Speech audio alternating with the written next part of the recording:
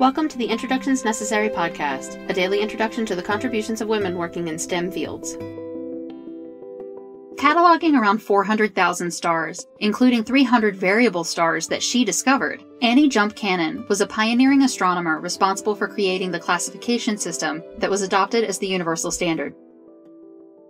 She studied physics and astronomy at Wellesley College, graduating in 1884, and spent 2 years studying astronomy at Radcliffe College.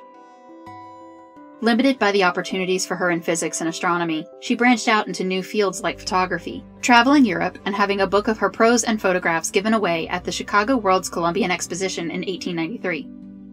Working as a junior physics teacher at Wellesley afforded her the chance to study spectroscopy, which led her to take classes at Radcliffe to obtain access to Harvard Observatory.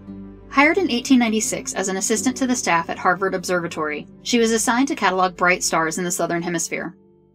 Finding the current classification systems did not meet her needs, she combined two and created her own, that used the mnemonic, "Oh, be a fine girl, kiss me," that became the standard used the world over.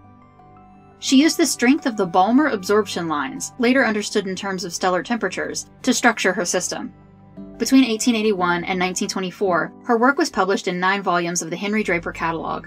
In 1922, the International Astronomical Union formally adopted Cannon's classification system, and it is still being used today with minor changes. In honor of her hard work and dedication to astronomy, many accolades have been bestowed upon Cannon, including having a lunar crater and an asteroid named in her honor. Cannon was the first woman to hold an officer position in the American Astronomical Society, which now awards the Annie J. Cannon Award to a distinguished female astronomer at the beginning of her career.